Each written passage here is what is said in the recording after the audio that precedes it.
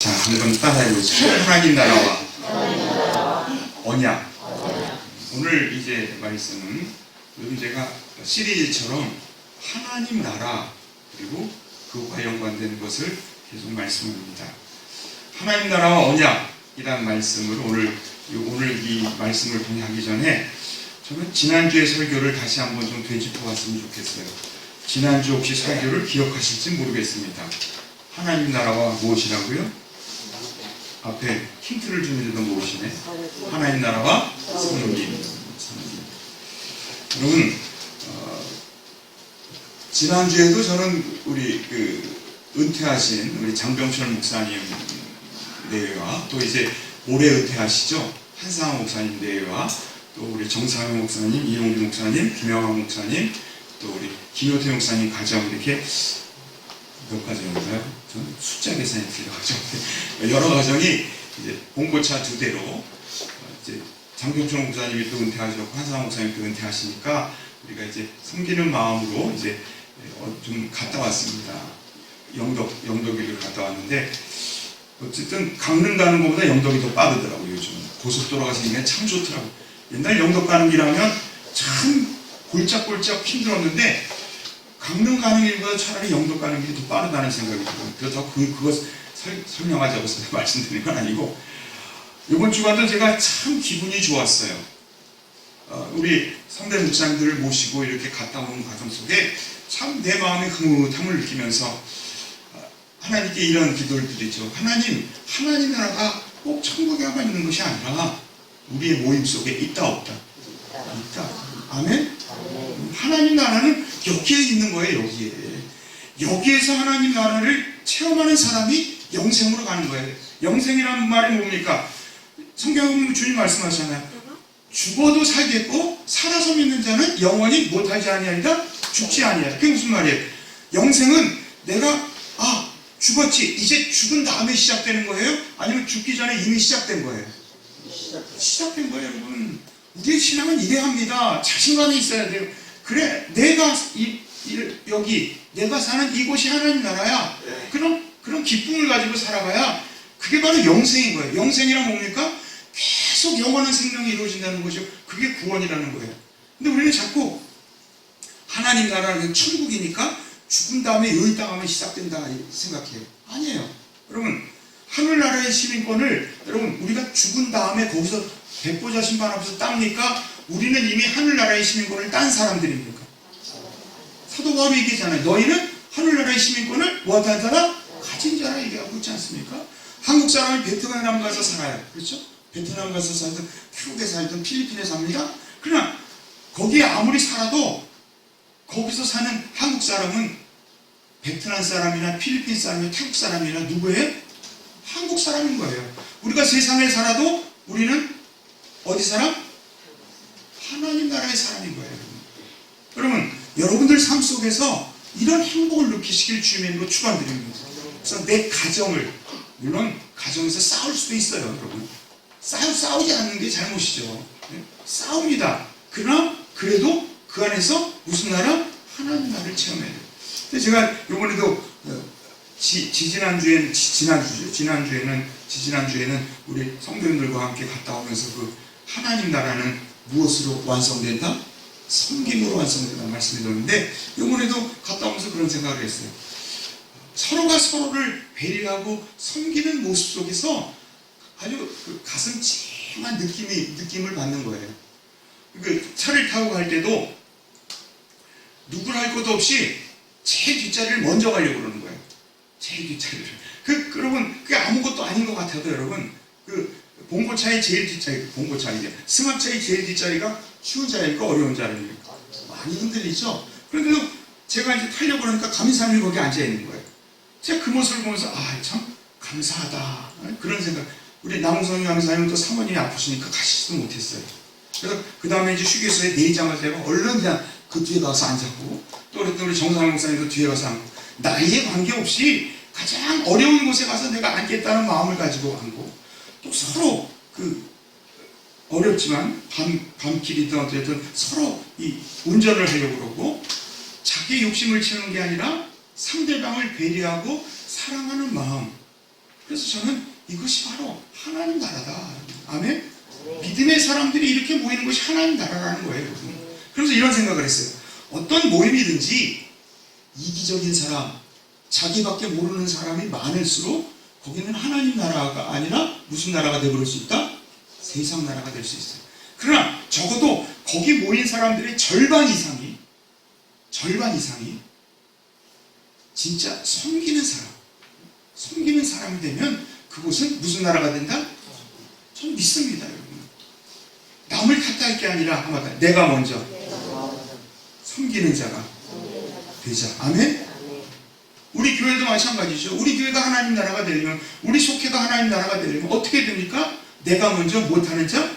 섬기는 자가 돼야 돼요. 그 상대방이 보기에 섬기네?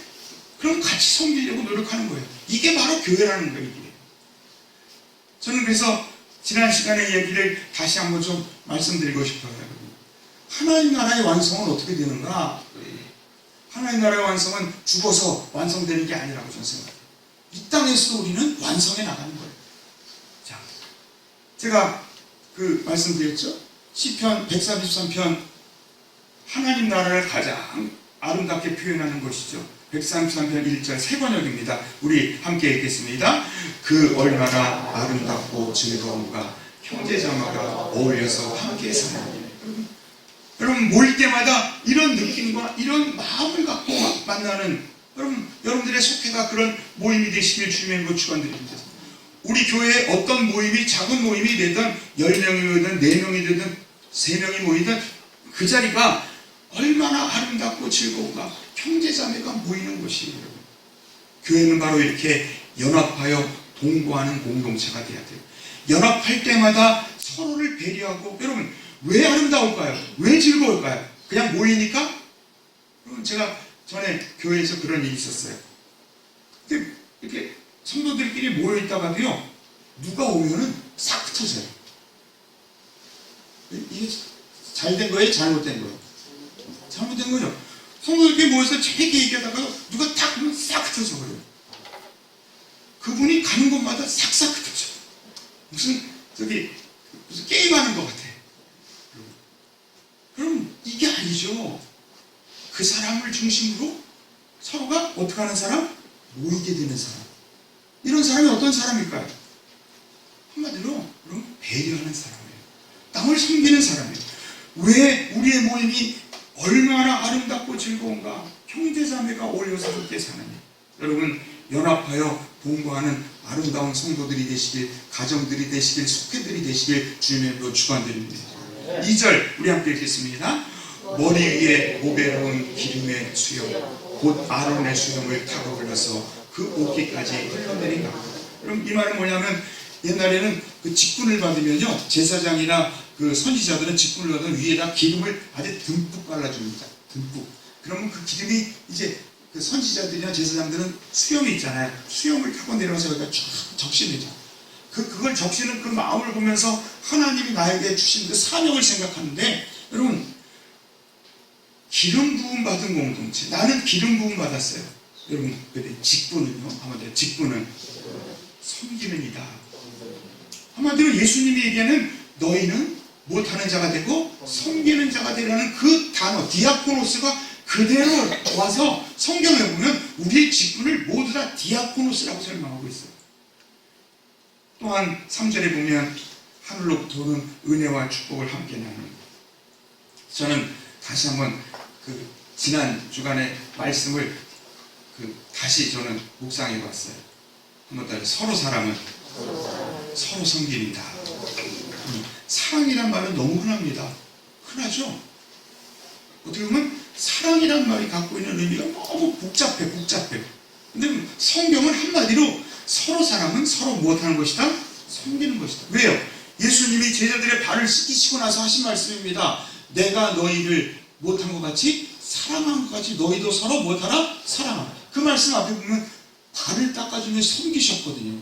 내가 이렇게 섬기듯 사랑하듯 너희도 서로 섬기며 못하라? 사랑하라. 여러분 또 하나, 제가 이제 저녁에 설교를 했지만, 여러분 사랑은 온 율법의 완성이다. 이 말씀을 준비하는데 제 마음속에 아주 퍼뜩 드는 생각이 이런 거예요. 여러분, 하나님의 말씀을 다 행하는 것이 쉬워요, 어려워요? 아마 그 말씀을 다 행할 사람은 세상에 아무도 없을 거예요. 근데 주님은, 예수님이 이런 말씀하셨어요. 그 말씀 다 행할 수 없느냐? 그럼 너는 먼저 무엇하라? 사랑해라. 그러면 사랑은 온 율법을 이루어주는 것이다. 그러니까 두 가지의 길이 있어요. 우리가 말씀을 열심히 공부하고 말씀을 찾아서 열심히 그것을 행하는, 말씀을 다 행하는 방법이 있는가 하면, 또 하나는 무엇함으로? 사랑함으로, 섬김으로 이 모든 것을 이루는 방법이 있어요. 어느 게 쉬울까요? 사랑이 쉬울 것 같죠? 막상은 또 그렇지가 않아요. 어찌됐든 여러분, 여기서 얘기하는 것은 사랑은 온 허물과 온 모든 것들을 이기게 한다는 거예요. 이렇게 여러분, 우리에게 주어진 직분, 섬기는 자, 디아코노스의 사명을 잘 감당하는 여러분들 되시길 주님의 이름으로 축원드립니다. 오늘 이제 하나님 나라와 무엇에 대한 말씀? 하나님 나라와 언약, 말씀. 자, 오늘 말씀을 보면 하나님이 이제 아브라함에게 나타나셨어요. 이때 이름만 해도 아브라함이에요? 아브람이에요? 아브람이었어요. 오늘 17장이 중요한 것은 그를 아브람에서 아브라함으로 만드십니다. 왜 한 주님은 처음 만났을 때 아브라함을 아브라함으로 만들지 않고 이때 가서요. 더군다나 몇 세입니까? 1절에 보니까 몇 세? 75세 그 부름받은 자를 99세 가서 아브라함으로 만듭니까? 저는 이 성경을 묵상하면서 이런 생각을 했어요. 하나님도 그 사람의 성도의 사정과 모든 것을 아시고 그 성도의 그것에 맞게 아름답게 신앙을 발전시켜 주시는구나 하는 그런 생각을 했습니다. 자, 여러분, 아브라함을 만나서 그를 아브라함이 아니라 아브라함으로 만드셨는데, 아브라함이란 말은 열국의 아버지, 많은 민족의 아버지라는 뜻을 갖고 있는데, 여러분, 그것보다 더 중요한 것이 있어요. 오늘 말씀 보면 정말 중요한 단어가 하나 있습니다. 1절 우리 함께 읽을까요? 1절 우리 함께 읽겠습니다. 1절입니다. 아브라함이 99세 때에 여호와께서 아브라함에게 나타나서 그에게 이르시되 나는 어떤 하나님? 전능한 하나님이다. 너는 내 앞에서 완전히 행하라. 자, 여러분, 오늘 말씀의 키포인트는 바로 이거예요. 하나님이 드디어 자기를 무슨 하나님? 하나님이란 말이 엘입니다. 그리고 이게 전능이란 말이 샤다이입니다. 여러분, 한번 더, 엘샤다이. 전능하신 하나님이란 뜻이에요. 이전까지는 자신의 이름을 정확하게 얘기하지 아니하시다가 이제 드디어 나는 엘샤다이다. 전능한 하나님이다. 왜 특별히 전능한 하나님이라는 얘기를 하냐면, 아브라함이 아직도 그 자기의 자식을 낳게 되리라는 것을 확신하지 못하고 있는 거예요. 자기 나이가 지금 거의 99세, 100세에 가까우니까 그럼 아이 낳을 수 있을까요? 없을까요? 없으니까 이 앞장에 보면 하가를 통해 아이를 낳는 인간적인 방법을 썼지 하나님의 전능함을 인정하지 않는 거예요. 그러니까 이제 드디어 하나님이 나타나셔서 나는 무슨 하나님이다? 전능한 하나님. 여러분들 삶 속에 이 하나님을 만나시길 주님의 이름으로 축원드립니다. 엘샤다이. 전능하신 하나님. 근데 여러분, 이 전능하신 하나님을 만나려면 조건이 있다는 거예요. 자, 전능한 하나님이라 그 다음 우리 함께 있습니다. 너는 내 앞에서 행하여 못하라? 2절 내가 내 언약을 나와 너 사이에 두어. 언약을 둔다. 오늘 말씀의 중심은 이런 거예요. 자, 한번 더. 전능한 하나님과 언약. 전능한 하나님과 말씀과의 관계를 얘기하고 있습니다. 전능한 하나님이란 어떤 의미를 갖고 있을까요? 전능한 하나님, 엘샤다이. 엘샤다의 의미를 보면 샤다이, 전능하다, 올마이티, 전지전능하신 하나님이 자신을 최초로 소개한 처음의 것이요. 이것은 모든 자연의 법칙을 초월한 하나님의 약속만을 이룰 수 있는 무한한 능력을 갖고 계심을 말씀하고 있습니다. 이 전능한 하나님이란 말은 여러분 아브라함에게만 나타난 것이 아니라 그 다음에 보면 이렇게 얘기했어요. 아브라함에게도 나타나서 창세기 11장에 보면 이렇게 말씀하십니다. 창세기 35장 11절, 우리 좀 작은 글씨지만 우리 함께 했습니다. 그에게 이르시되 나는 전능한 하나님이라. 생육하고 번성하라. 국민과 많은 국민이 내게서 나오고 왕들이 내 영에서 나오리라. 또한 모세를 만났을 때도 모세가 지치고 힘들고 정말 낙심되고 40년 광야 생활하면서 한마디로 빈털터리 인생 속에 살아갈 때 그에게도 나타나서 주님은 자신을 여호와라고 하기 전에 먼저 무엇을 하겠냐면, 자, 창세기 6장 3절 우리 함께 했습니다. 내가 아브라함과 이삭과 야곱에게 무슨 하나님? 전능의 하나님으로 나타났으니 나의 이름은 여호와라. 엘샤다이, 여호와 같은 칭의하는 거예요. 자, 욥기 얼마나 정말 큰 시험 속에 있습니까? 누구도 구할 수 없는 깊은 그 절망의 구렁텅이 속에 있는 그 욥에게 나타났을 때도 주님은 이렇게 말씀합니다. 우리 함께 했습니다. 변박하는 자가 전능자와 같으리며 하나님과 변론하는 자는 대답할지. 자신을 전능자라고 얘기하고 있다는 거예요. 오늘 왜 주님은 자신을 엘샤다이, 전능의 하나님이라고 했을까요? 바로 아브라함은 비록 지금 늙었지만 그로 말미암아 무슨 아비를 만들어줄 것이다?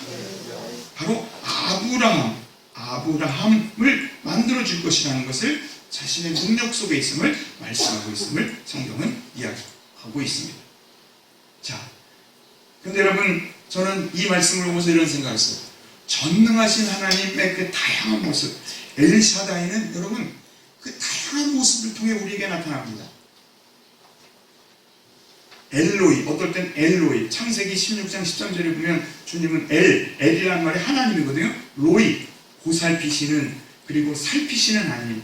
하갈이 정말 절망과의 구렁텅이에 빠졌을 때 주님이 찾아가셔서 그를 살피십니다.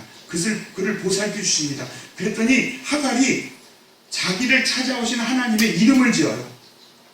나를 찾아오신 하나님, 그냥 하나님이라고 부르지 않고 창세기 16장 13절에 보면 하갈이 자기에게 이르신 여호와의 이름을 말씀하는데, 한번 더, 나를 살피시는 하나님, 나를 보살펴 주시고 살피시는 하나님을 이렇게 표현하고 있다는 거예요. 여러분, 여러분들에게도 이렇게 전능하신 하나님은 어떤 모습으로 나타났습니까? 어떤 모습으로 여러분에게 나타났어요? 사람마다 그 인생 속에 나타나는 방식이 틀릴 수가 있어요. 어떤 분에게는 여호와 라파, 못하는 하나님이죠? 치료하신 하나님으로 나타날 때가 있어요.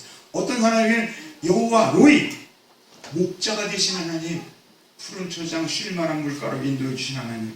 어떤 사람들에게는 여호와 이레, 뭐 하시는 하나님이죠? 준비하고 예비하신 하나님. 저는 여러분 요즘 이 여호와 이레라는 말에 굉장히 은혜를 받습니다. 어떤 것을 준비하다 보면, 준비하면서 우리가 어떤 걸 준비하다 보면 마음속에 두려움이 있어요, 없어요?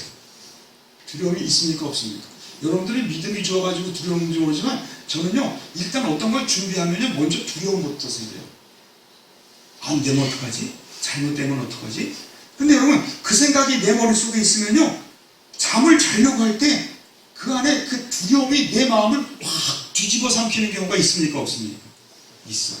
이게 참 무서워요, 여러분.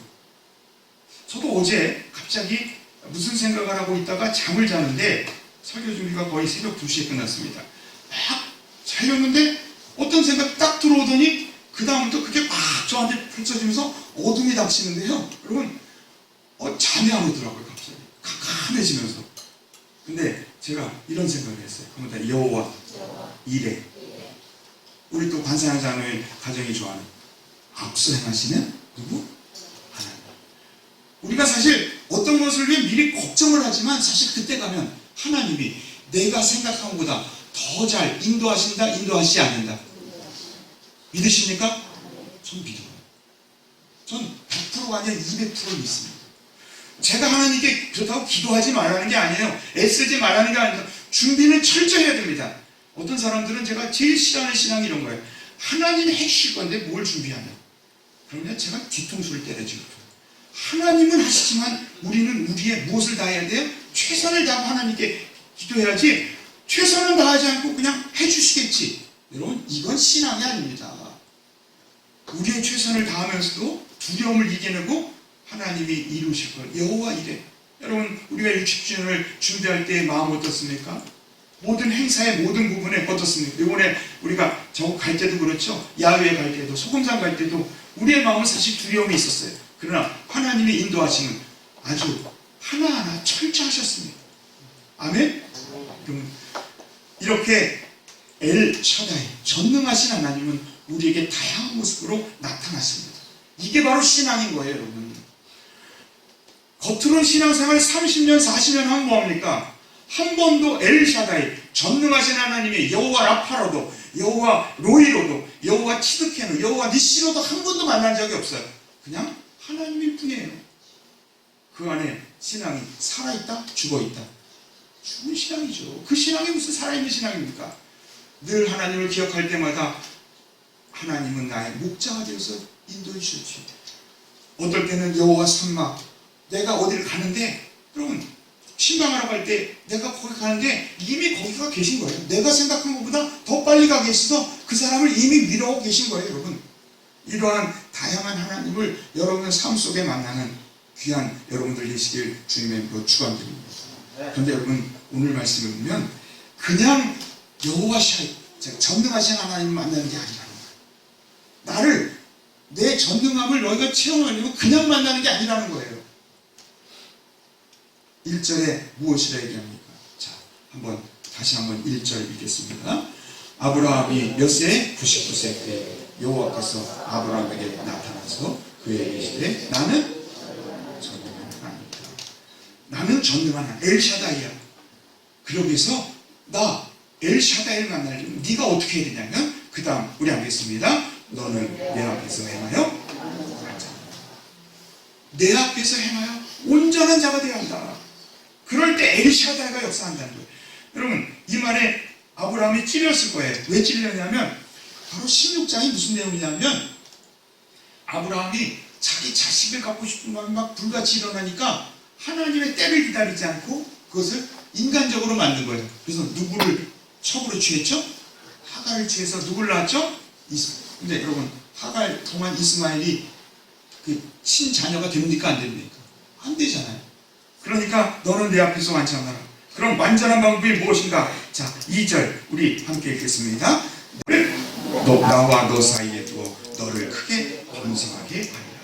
너를 크게, 엘샤다이를 만나는, 전능하신 하나님을 만나는 방법은 네가 말씀 안에 살아가는 것이다. 이것이 성경이 얘기하는 것임을 기억하시기를 바랍니다.